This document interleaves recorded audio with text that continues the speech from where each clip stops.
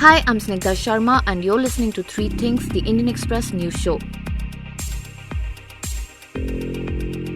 In this episode, we talk about the probability of COVID-19 reinfection, the recent Facebook data leak, and the encounter between security forces and Maoists in Chhattisgarh. Beginning with the coronavirus. As India struggles to contain a massive second wave of COVID-19 and research is being conducted around the world to learn more about this virus, the ICMR, or the Indian Council of Medical Research, has come up with an important study. Scientists from the council have identified a set of most plausible cases of reinfection of SARS-CoV-2 virus in India. In a study that has been accepted for publication in the journal Epidemiology and Infection, scientists examined the cases of 1,300 individuals who had tested positive for the virus twice and had undergone tests even between the two positive results. As of now, it is not clear whether a person who has been infected once develops permanent immunity against the disease or if he can get reinfected after some time. A better understanding of the possibility of reinfection is very important to control this pandemic. In this segment, we were joined by Indian Express's Amitabh Sinha to find out more about the ICMR study, what we know so far about reinfections, and how probable it is for a person to be infected twice by coronavirus. So beginning with the most important question, Amitabh, how likely is it for a person to get infected by COVID-19 twice? So, very few of them have actually been confirmed in the world right now, cases of reinfection. In fact, only one of them is certain reinfection case, which appeared in Hong Kong in August last year. There are a few cases which are very likely cases of reinfection, but it's not yet confirmed. So it's very rare, even though scientists do say that there is much wider, there may be many more cases of reinfection, but we just don't know. Right. So how are scientists identifying cases of COVID-19 reinfection right now? Very few cases have been confirmed. So what happens is there are lots of people who have tested twice or multiple times, but that does not necessarily mean a case of reinfection, because someone who's got infected and recovered from the disease, sometimes some of these people continue to have some amounts of virus in their body. It is something called persistent viral shedding. Now, that small amount of virus in the body is not good enough to make the person sick. It's also not good enough to transmit the disease to someone else. But it's there in your body for some time, and it remains in your body for about 3 months. 90 days is what the US CDC says. Now, during that period, the virus, when it is in your body, can get detected in diagnostic tests. So, even though it's not causing any harm to you, even though you are fully recovered from the disease, there are traces of virus which get detected in the diagnostic tests, and therefore, in the test, you is positive. And there are like hundreds of such cases, maybe thousands of such cases of people who have got multiple positive test results. But that does not equal to reinfection. Reinfection is confirmed only through genetic analysis of the virus samples in your body. What that means is, if you have been reinfected, and as we all know, this virus mutates continuously, so that if it is a genuine case of reinfection, the genome sequence of the virus sample in the second case would be slightly different from the genome sequence of the virus in the first case. And if that happens, then it's a certain case of reinfection. Because once you know that the genome sequences are different, that means you have been infected fresh with mutated viruses at different points of time, and that's a certain case of reinfection. Okay, so Amitabh, can you explain to us why we only have such few confirmed cases of reinfection? The problem why it has not been found in others is that every time a person goes to get a test done, the genome sequencing of the virus sample does not happen. Now, genome sequencing is a much more complicated process. It's not being done for everyone who goes to get a test done. It's being done on a random basis on some people. The virus sample is taken and is sent for genome sequencing also. That's a separate study that's done mainly to understand the nature and behavior of the virus. So, in the case of the Hong Kong individual, it so happened he had given his he had given the virus sample for genome sequencing the first time as well. And when his second positive test came, it was easy for the scientists to do the genome sequencing again and compare the two. And that's how they detected that it was a certain case of reinfection. In most other cases, and or in fact, in all the other cases of reinfection, at least the claims that have come up, because genome sequencing from the first time is not available, therefore, a comparison cannot be done. And therefore, we really do not know whether it is a case of reinfection or it is persistent viral shedding. Right. So, Amitabh, if you can shed some more light on the ICMR's recent study on reinfections, what have they found? So, what the ICMR study did, it has tried to look at what are the possible cases of reinfection in India. From other countries, from India as well, there have been multiple cases of people who have tested positive more than 2 times. And there are hundreds of such cases. Now, and the genome sequences both time have not been taken in any of these cases. It's just by luck that that Hong Kong individual happened to give the virus sample for genome sequencing the first time as well. So, what the ICMR study has done is to look at those cases which are most probably cases of reinfection. And the way it has done it, it has looked at all the cases where the person got infected at least 2 times, and they also had a negative test in between. So, if I had two positive tests and a negative test in between, then I'm a probable candidate. So, the ICMR scientists looked at all such cases. They, in fact, zeroed down on 1,300 cases wherein there were people had tested positive at least twice. So they zero down on 1,300 cases where individuals had tested positive at least twice. Then they put in another criteria to say that these two infections should be separated by at least 102 days. Now, that 102 days, it can be 110 days as well, but that 102 days is to bypass that 90-day period that the US CDC says is the time till which the persistent viral shedding happens. So, after 90 days, whatever virus remains in your body is supposed to have gone away.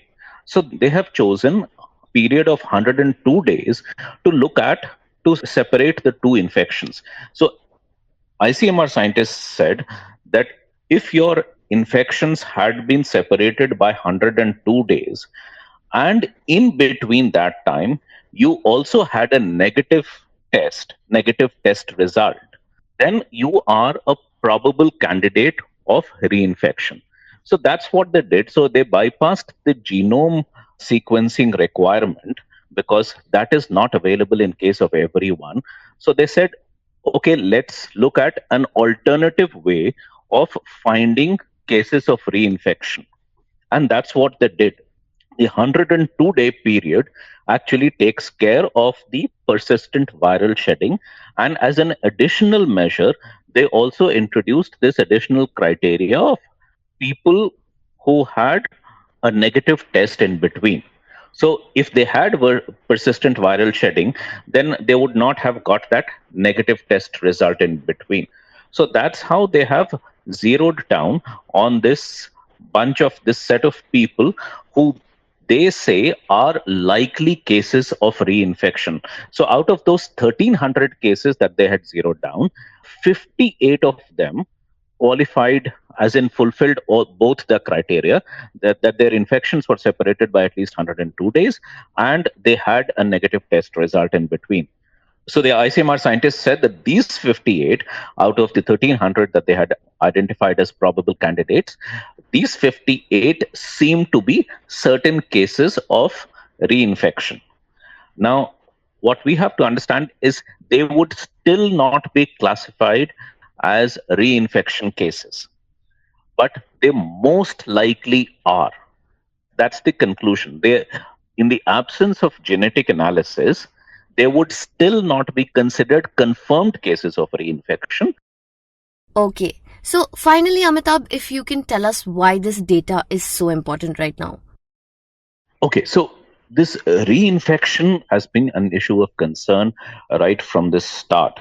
There is a lot about this virus that we don't know.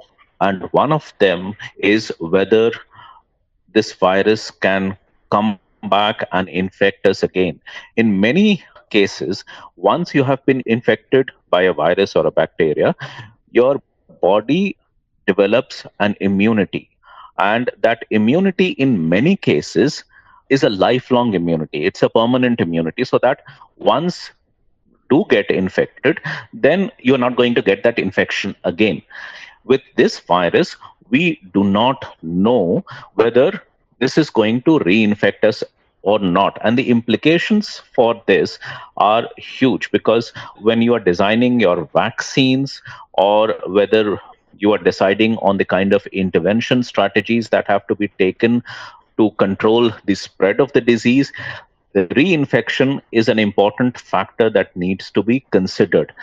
Can a person get reinfected? How long does the immunity last? Whether it lasts for 3 months or 6 months or 2 years or 5 years, or is it a lifelong immunity that one gets? That we will know only if there is some amount of data and evidence that suggests that there is reinfection happening. For a very long time, till that Hong Kong case was discovered in August last year, it was believed that no reinfection has been happening. At least there were known cases. But the Hong Kong case actually changed everything. The possibility is always there. We do not know how much reinfection is happening. We do not know how prevalent is reinfection. And that is an active issue of study amongst scientists. And now moving on to the Facebook data leak. On the 3rd of April, that is on Saturday, the personal data of more than 500 million Facebook users emerged online for free yet again. Personal information of 533 million Facebook users, such as phone numbers, Facebook IDs, full names, locations, date of birth, bios, and in some cases even email addresses were leaked. The database, when it was initially leaked in 2019, was being sold on instant messaging platform Telegram for a fee of $20 per search. Facebook had then said that it had fixed the issue that had caused the leak. But here we are yet again. So to talk about what happened and how it happened again, Ashish Aryan from Indian Express joined us for this segment. So Ashish, if you can begin by telling us what has happened again. So, Stigha, this is an old database which was first leaked in 2019, and it was initially sold on the instant messaging platform Telegram for about $20 per search per number. And Facebook had then said that this is an old vulnerability and which we have fixed. But the same database, the first time it was leaked in 2019, only the numbers associated with accounts, those were leaked. But then in June 2020 and then again in January 2021, the same database was leaked. And every time it allowed the person, or it allowed people to search different details of a person, of the Facebook users, by using the numbers or by using certain other qualification parameters. So what has happened in the latest leak, which has happened last night, is that the entire database of about 500 million, about 533 million users, that has been put up online on very small hacking forums, and several other platforms. It has been put up. The entire database has been put up for free. I mean, it is essential to let our listeners know that this is not a new leak. This is a very old leak as such. But now that this entire database, even if people did not have access to it, has been practically put up for free because people have posted it in multiple forums, and nearly everyone has access to it. So while the data may be old, but there may be many users across the world, who had never known of the first data leak in the first place, and now all of their details are again out in the public. Right. So, if you can explain to us how this happened, briefly some of the technicalities, and also who discovered it. So in 2019 was when this vulnerability was first detected. It was detected actually by a bug hunter from Nepal, shown the vulnerability to Facebook, and shown that if I could run certain, if I could use this program, or if there was this code that I run on your page, then I can search all the details that are there, and by just using the numbers of all your users. So that was the first time. This is in 2019, of course. Then, when it was again, the same database was put up in June 2020 and January 2021, then the CTO, the Chief Technical Officer of a cybersecurity firm, Hudson Rock, so this person called Alan Gall, he flagged the matter and he said that, see, this database is up for sale and there are hackers who are selling it for very low. And again on Sunday, it was Gall who shared the details of the leaked database. And he also said that if someone had a Facebook account, it was extremely likely that their number, the number connected to their account, had probably been leaked. Okay. So, Ashish, next, if you can tell us how can such leaked data be misused? I had a chance to look at the latest database, and the latest database. Say I had a chance to look at the database of Indians with about 60 lakh. The details of about 60 lakh users were leaked. So these leaks include the names of the people, their gender, occupation, where they work, what is their marital status or what is their relationship status, when did they join Facebook. And apart from that, if you have all these details can be used by unscrupulous elements to make a very targeted data set.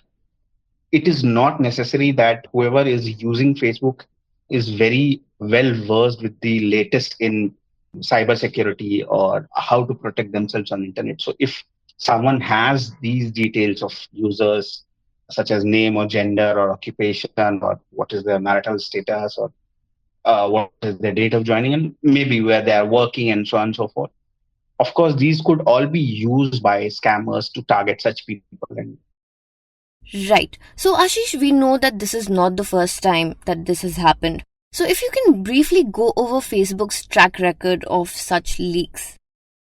so the first leak, the first recognized leak, was when Facebook in June 2013 it discovered a bug which had exposed the personal data of up to 6 million users to unauthorized viewers for over a year by using phone numbers. So that was the first time phone numbers and email addresses were exposed.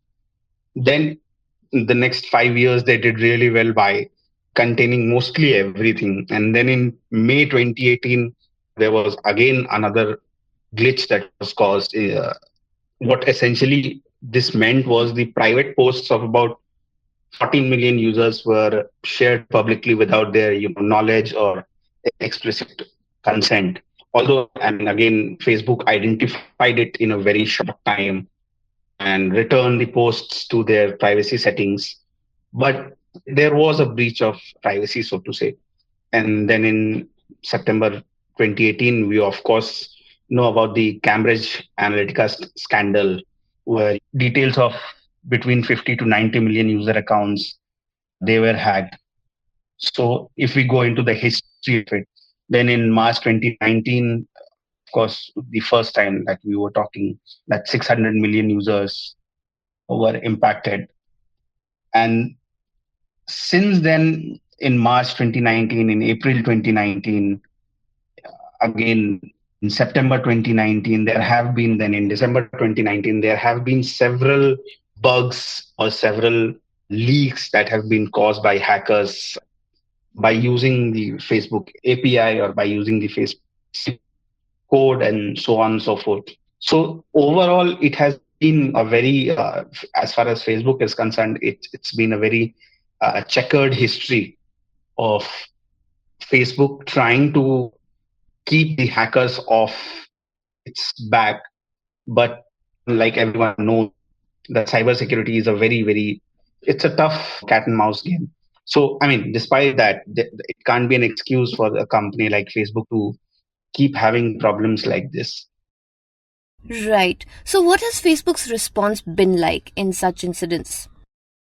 So, all these data leaks that have happened over the past 10 odd years, Facebook has always said that they have found the bug and they have fixed the bug, or they have fixed the part of code which was causing the leak. But the issue remains that the data which has been leaked remains leaked, so to say. It remains in the public domain.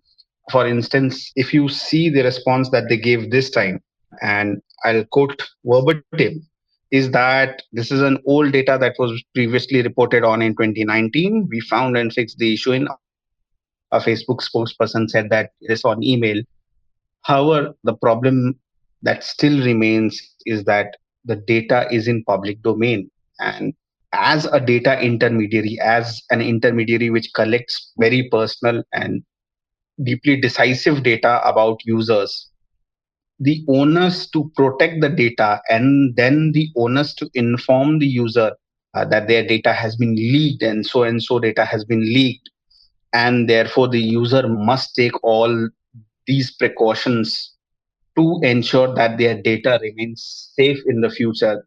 That response has been somewhat lacking. At least cybersecurity experts and there are several other legal experts also who have said that this has been lacking as far as Facebook is concerned, and they have had to face several legal challenges due to it in the Western countries, in the European Union. Okay, so Ashish, in India, there was another case very recently, again, where personal data of users was leaked. If you can tell us more about that. As far as data leaks are concerned, less than 10 days ago, in fact, earlier this week itself, on Monday, there's a mobile wallet company called MobiQuick, which is Gurgaon based. So they had their data allegedly had been leaked about a month ago, and then this data was put up for sale on dark web, and then, like is as is the case of Facebook, MobiQuick's data had also been in public domain for about a month, and then the company had never acknowledged it. In fact, when we talked to some cybersecurity experts, they said that the cybersecurity expert who first flagged it, the company in fact called him that he was just seeking media attention, and they had checked their data and there was absolutely no problem whatsoever with their data. But then as the pressure built, they said that they would get a third party forensic data security audit done for all their data. But even all this while maintaining that the data of the users were completely safe and it was completely secure with them. So these are the two most recent instances. And of course, there have been other instances at other places also over the past maybe one odd year. But then this was also an year where hackers tried, or hackers were more active because more people were using their personal laptops or personal computers or personal networks, which is generally not as secure as maybe an office network or a closed network as such. And finally, Ashish, if you can tell us about our country's safety mechanism for protection of user data. So, Snigdha, unfortunately, we do not have a robust mechanism for user data protection and the penal action that should follow ideally on data intermediaries in case leaks like this these happen. Unfortunately, the IT Act of 2000 and the IT rules, which are subsequently made in 2011, though they have some provisions, but they are not very strict. I mean, they mostly talk about what are the roles and responsibilities of such data fiduciaries, but no penal actions or no actions as such is described when such a leak occurs. So to fix this, the government had tabled the personal data protection bill in Lok Sabha in 2019, but it has been pending in the lower house since then. And a joint parliamentary committee, which was initially supposed to submit its report on the bill by March, they have now said that they need time till first week of Parliament's monsoon session to table the bill, and they have been granted that time. So, since there is no bill as such which places the onus, like I said, on data intermediaries more often than not, they get away with such leaks that happen or bugs that happen. And finally, coming to Chhattisgarh. At least 22 security personnel have been killed in the line of duty after an encounter on Saturday with Maoists in Chhattisgarh's Bijapur district, about 400 kilometers from the state capital of Raipur. The bodies of 17 of these jawans were recovered on Sunday from the site of the encounter. Bijapur's superintendent of police confirmed that one security personnel is still missing. On Saturday, separate joint teams of security forces with over 2,000 personnel had launched a major operation from Bijapur and Sukma districts in the South Bastar forests known to be a Maoist stronghold. At around 12 noon, the Maoists laid an ambush leading to an encounter that lasted for 3 hours. Personnel belonging to the Central Reserve Police Force or CRPF, its elite unit Cobra, the District Reserve Guard or DRG and the Special Task Force were involved in the operation. The operation was mounted against Battalion No. 1 Area Commander Hidma, one of the most dreaded and wanted Maoists. He has been responsible, the police said, for several attacks against security forces. Sources believe that Hidma was actively present in the area and his team was responsible for the attack on Saturday. Saturday's encounter comes just 10 days after 5 DRG personnel were killed when Naxals blew up their bus with an IED in Narayanpur district. Home Minister Amit Shah spoke to Chhattisgarh's Chief Minister Bhupesh Baghel and took stock of the situation. Shah also directed the Director General of Central Reserve Police Force Kuldeep Singh to visit Chhattisgarh and assess the situation. You were listening to 3 Things by the Indian Express. Today's show was written and produced by me, Snigdha Sharma, and was edited and mixed by Suresh Pawar. You can follow us and leave us feedback on Facebook or Twitter at Express Podcasts or send us an email at podcasts@indianexpress.com. And if you like this show, please do subscribe and leave us a review wherever you get your podcasts from so more people can find us. You can also look for us in the audio section in the top right corner of our website, indianexpress.com.